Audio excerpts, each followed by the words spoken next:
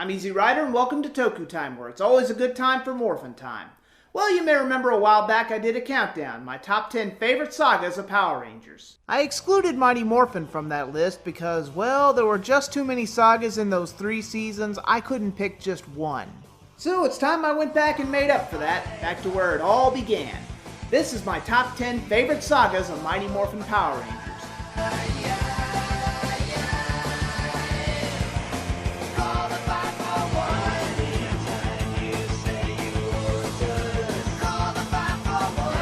Number 10. Hog Day Afternoon. I kinda had to pick this one because it was a send-off to Mighty Morphin. Not only was it the end of Mighty Morphin and the Alien Rangers, but you just feel like a little piece of your childhood goes with it. Seriously, who didn't feel heartbroken when the command center blew to smithereens? And all because these two idiots found a conveniently placed sign that leads them right to the command center underground and... Wait, what? So did the contractors who built this subterranean maze just put up signs to know where they've been and where they're going? Who put that sign there? There's a simple explanation for that. Damn it, Gosei! It was also kind of sad to see Aisha leave and never be seen again, but she did the right thing. Of course, we knew what was coming at the time. This wasn't truly the end, but it felt like it. And I think it's that feeling that makes this saga endearing. No! Please! Oh man, it's gone. Zordon and Alpha. Do you think they could have survived? I don't know. Tommy, what are we gonna do? But this could be the end of the Power Rangers.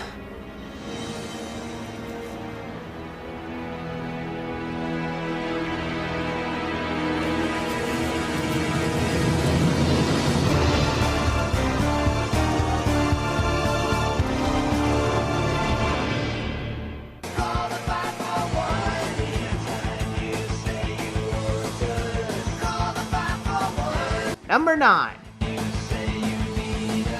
Wild West Rangers. If a show goes on long enough, eventually it will go to the Wild West, and this one is no exception. Happens to the best of them. In usual convoluted stories of ways, Kimberly is transported back to Angel Grove 100 years ago, and of course she meets the ancestors of her friends.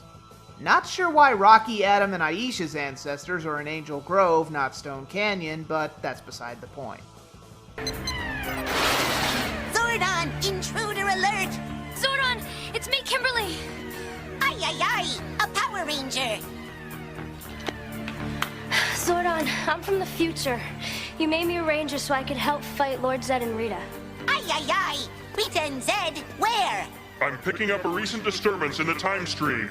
It seems you were accidentally swept into a time hole. You should check out Angel Grove. It's being overrun by putties and Goldar and this huge cactus monster. She's right, Zordon. What are we going to do? But I think you all know the real reason I picked this episode.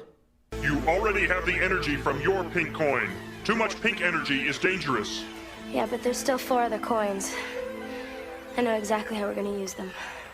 So Kimberly makes an irrevocable change to the space-time continuum, and we get Power Rangers 100 years in advance, complete with tassels and scarves. Throw in a cactus monster that sounds like the Frito Bandito, and buddy, you got a Western. Alright, you fertilized freak! You're mine.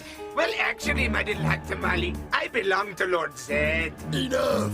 This is the final showdown, Miss Kimmy. When my spiny friend and I are through with you, Angel Grove's past will be destroyed, and your friends in the future will vanish forever.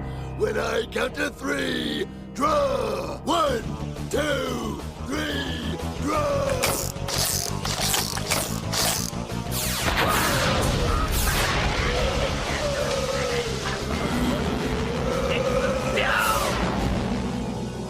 Man, this just makes me want a Legacy Blade Blaster even more.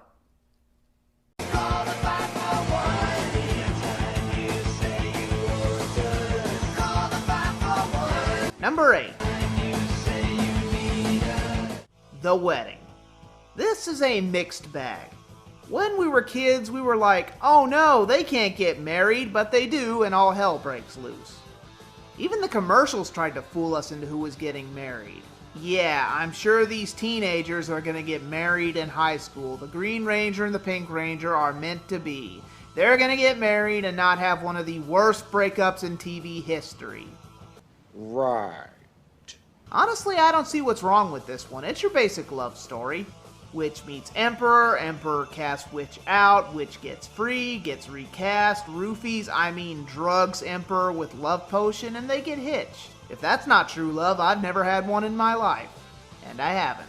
Oh, and the Rangers get some trip to Australia, then get trapped in some haunted house by a reprogrammed alpha with reused villains.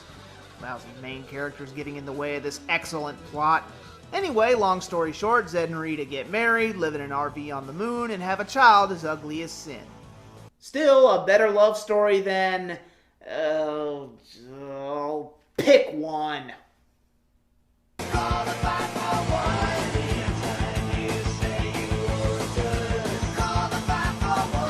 Number 7. Doomsday. Oh, who could have imagined that such a special day for the Power Rangers would turn into such a disaster? Written to be the end of Mighty Morphin, the team faces their greatest challenge yet. The Devil. Okay, actually his name was Lokar, but you get the idea. Everyone in Angel Grove is taken hostage and Rita relocates to Earth. And even worse, Goldar brings his killer mech Cyclopsis.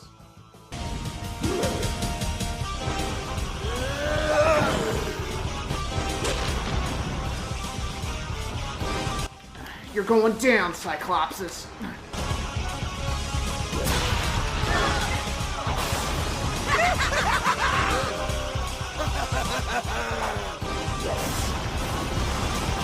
Come on, special attack, special attack!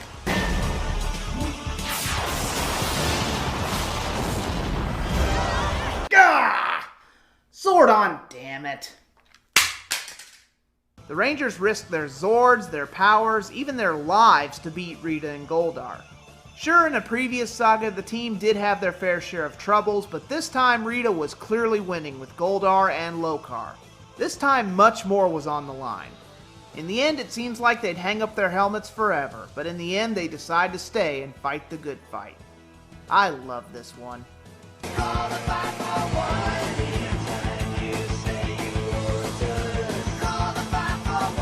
Number 6. The Power Transfer. Back in the old days, making new Rangers was not as cut and dry as it is now. Jason, Zack, and Trini were leaving due to lousy pay, a peace conference, and so their powers needed to be transferred to 3 convenient new kids in town. And all it takes is a magical sword we'll only see once and will never speak of again. Yeah, back in our day, before your dino gems and your fancy smancy energems that immediately bond to your DNA and give you superpowers, we had to use a magical one-time MacGuffin, you little whippersnappers! Guarded by a giant mecha dragon, and they need a turtle Zord to get to it. Have I mentioned Power Rangers is kind of ridiculous? So yeah, Serpentera seems like a force to be reckoned with, until its dollar store battery runs dry. Oh, if only some flying motorcycle was around to easily destroy it. Well, they get the sword and a new set of Rangers are created. And so began the long tradition of making new Rangers out of total implausibility. But the novelty of it all is what makes Mighty Morphin so endearing.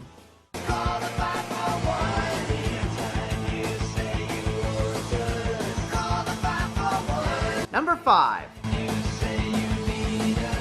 White Light.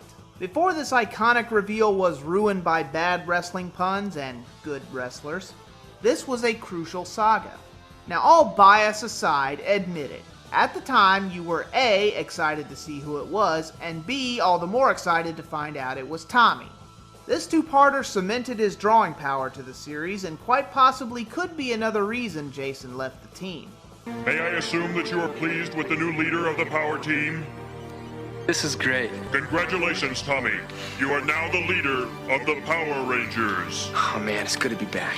Oh, and Rita almost escaped thanks to these two morons, but I don't have to go over that subplot. We also got our first talking weapon for the franchise, Saba. Sadly, that was short-lived, but we ate it up. The Tiger Zord was also impressive, and it was cool to see Tommy laughing for good for a change instead of evil. We also saw it combined with the other Thunder Zords, and if a giant behemoth robot killing giant monsters by shooting it with a fiery bird of death is wrong, then I don't want to know what's right. All joking aside, the White Ranger thing needed to happen. I'll let Billy sum it up best.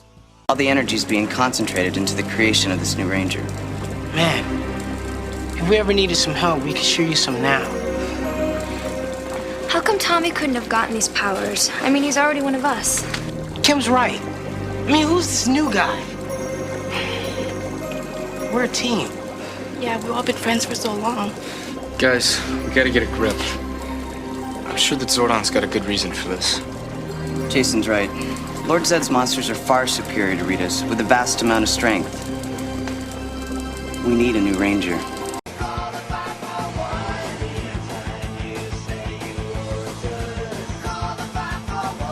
Number 4.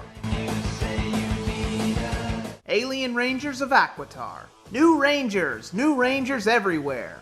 But they're also aliens who come from a distant planet and subsist entirely on water, but they're also ninjas! Batical! For those who came in late, Master Vile turned back the clock and thus turned the Rangers into kids, and this somehow doesn't let them use their powers. Whatever. So Zordon decides to call in reinforcements, the Equation Rangers. I mentioned earlier that a certain White Ranger took over as leader of the Earth team, but it was a bit of a surprise to find out that Delphine the White Ranger was leader of the Equation Rangers. Another barrier broken. Whoa!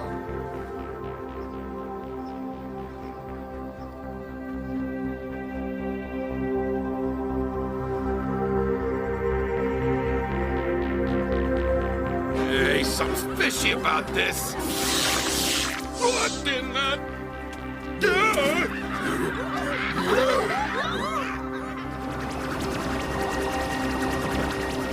Oh, this doesn't look good. Pop's not gonna like this one bit.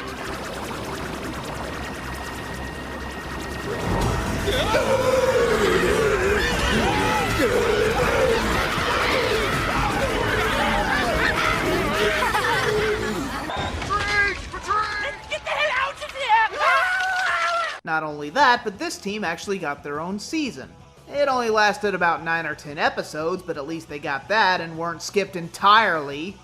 And no, I'm not letting that go. Damn it, Saban. You skipped a great show. A great Sentai series that I like. And other people like. Even people who work for you. Yeah. Okay, Chip, I think the coast is clear. Come on, do me a solid here. Bring this stateside somehow. It all builds up to a battle royale in the desert, and this footage looks really familiar. This also served as the debut of the battle boards, which they controlled telepathically. Well, they had to pilot them somehow. This was Saban's first experiment with adapting other Sentai into new Ranger teams, and it wasn't bad for a first try. They whooped him so bad that Master Vile actually ran away. That's it. I've had it with a lot of you. I'm going back to my own galaxy where evil reigns supreme and the bad guys always win. Well, congratulations, Lord Zed. Yes! I never thought I would be happy to see the goody goods triumph, but Golda, I am very, very happy.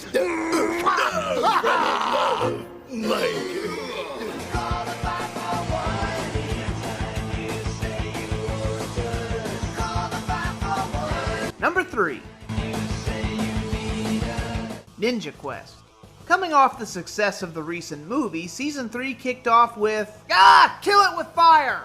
This 4-part saga had it all. A new villain, new grunts, new Zords, new outfits, the works. But I think what I love most about this saga is, you guessed it, the introduction of Lieutenant Jerome Stone. Volkmeyer, Skolovich. My name is Lieutenant Stone, and I've been assigned to, well, as your tour guide. Now it's time for the real fun. And so began his long quest to mold Bulkmeyer and Skulovich into upstanding citizens. Until they became detectives. Well, can't blame the guy for trying. Also, this saga struck hard with the utter destruction of the Thunderzords.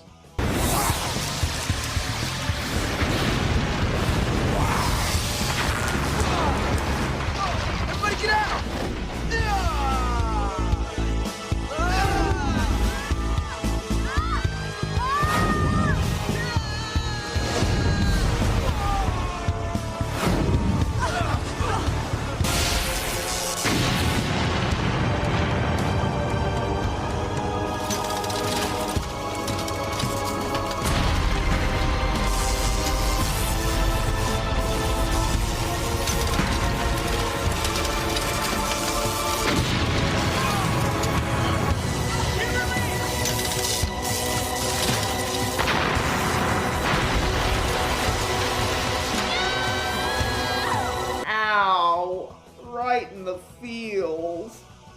And of course, how could we forget Ninjor, that lovable ninja mentor that sounds like a Mountie.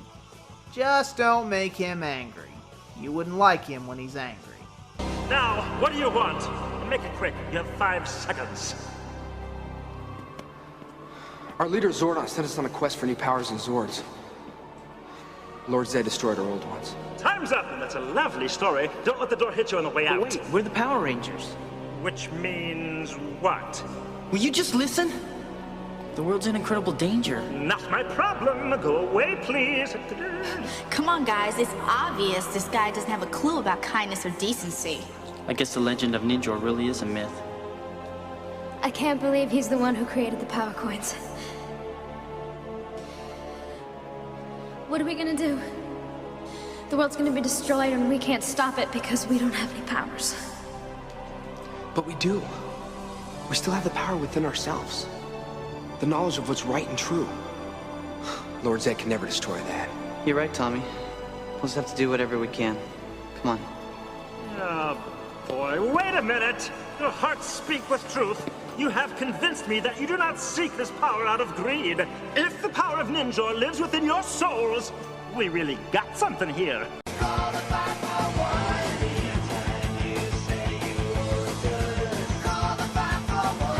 Number 2.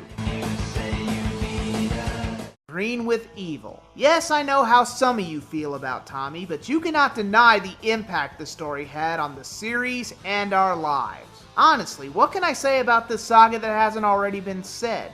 Not only did it bring in arguably the most popular Ranger of all time, but it also set the standard for what a saga should be. Suspenseful, well-paced, and chock full of character development. This new evil Green Ranger presents a problem that our heroes have to face, despite the insurmountable odds against them. Alpha 5 gets tampered with, and there's no Zordon there to help them.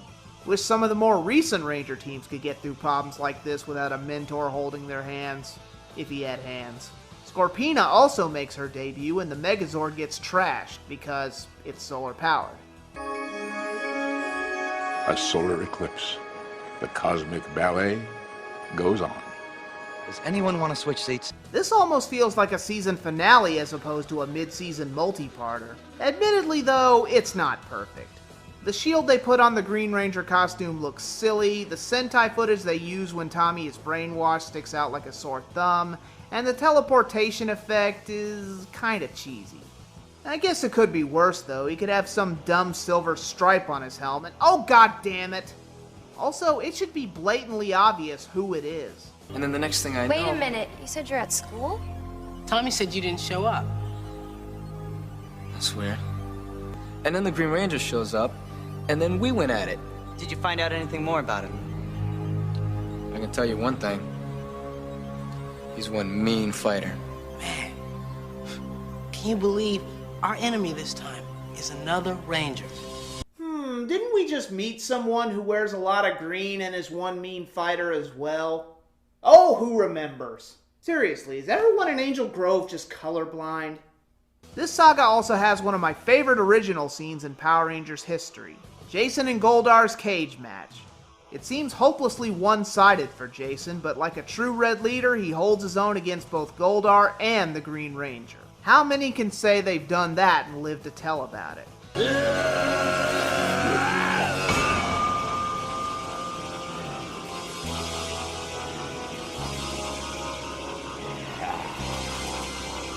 You're only prolonging the inevitable, Jason. Show yourself. Give up. I'll be merciful.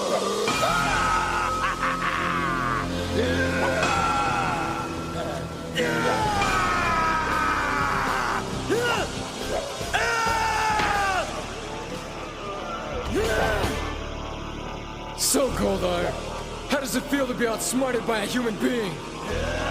No humans ever defeated Goldar! Well, I'm gonna change that! This saga helped cement Jason's Red Ranger status more than anything else in Season 1. In fact, this saga is more about the core 5 members than it is Tommy. Yes, it did give us a new Ranger and a new Zord to praise, but it let the other 5 shine and prove they shouldn't be pushed aside while one gets all the glory. And that's all I'm gonna say about that. Look, Zordon! You're watching History in the Making, Alpha. Finally, the prophecy has been fulfilled.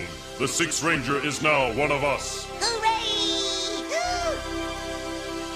All right then, it's Morphin time!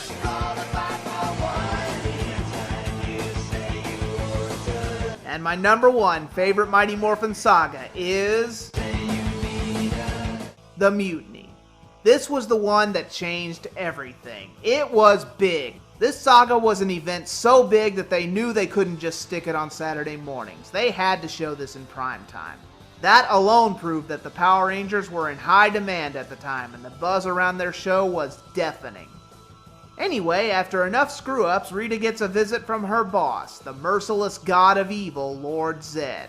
Holy crap, this guy was evil incarnate. Lord Zed looked like something that would make H.P. Lovecraft coil in fear. This guy was also 100% originally made for Mighty Morphin. He was not a reused suit, he was not dubbed over footage, and in all honesty, he made some Super Sentai villains look tame. He also had a snake, a space snake, that became his staff because evil. This guy is so fearsome he scared Zordon. And we thought nothing could scare Zordon. What's going on, Zordon? What's the emergency? Power Rangers, the thing I have feared most has happened. Lord Zed has returned. Who's Lord Zed? Rita and her minions, Lord and Master. You mean there's somebody worse than Rita? I'm afraid so. Lord Zed has been ruling over darker places within another galaxy. Eons ago, he left Rita in charge to carry out his orders. Since she has failed to do so, He's come back to finish the job. Will we be able to defeat him, Zordon? I do not know, Rangers. Well, there is one way for you to win, but I don't like it. Ay, ay, ay! If you shatter his energy tube, he will... Shut up, Alpha! So Lord Zed wastes no time tearing the Rangers and their Zords a new one. Oh my god, he froze the stock footage! That bastard! He also makes newer, tougher putties that have a giant target on their chests in the shape of a Z. Well, can't get it right all the time. Well, at least it looked cool when they exploded, right? The Rangers would need newer and better Zords to combat Zed's forces. Enter the Thunder Zords. Nothing wrong with robotic dinosaurs, mind you, but now we had lions, dragons, and firebirds. Oh my. Bulk and Skull also got a new lease on character development. Their bullying lessened, and they decided to find out who the Rangers really were. It obviously never panned out, but it was a start for them to become better people and heroes in their own right. This saga is number 1 in more ways than one. It did a lot of things first. First time the Rangers were seen morphed but helmetless. First time Jason or any Ranger said this. Backdash! Oh, yeah! First original cockpit for a Megazord. First original villain. First original grunts not from a Sentai, and that's just to name a few. The Mutiny proved that there was life after Z-Ranger for Mighty Morphin, and they became less dependent on Sentai footage. And it proved that Power Rangers was a versatile and durable series.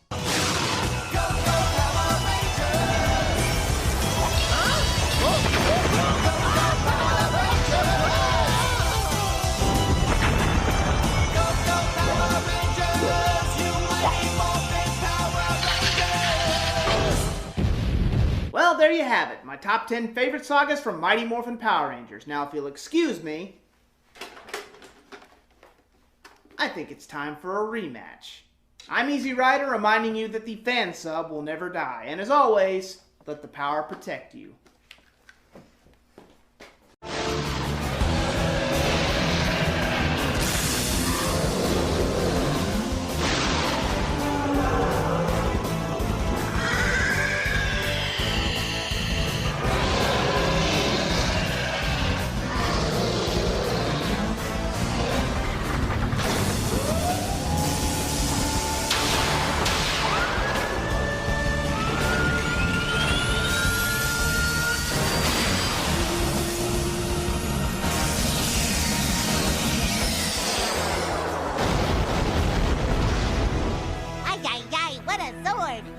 Have the Rangers bring all the Zords together to form the Mega Thunder Zord.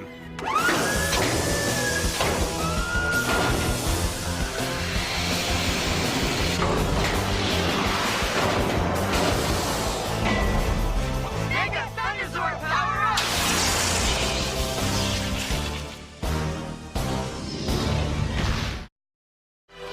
Red Ranger is the strongest. The Black Ranger has the most power. No way! The Blue Ranger is the coolest. I hear that the Pink and Yellow Ranger are the best. I'll let you guys in on a little secret. They're all totally awesome.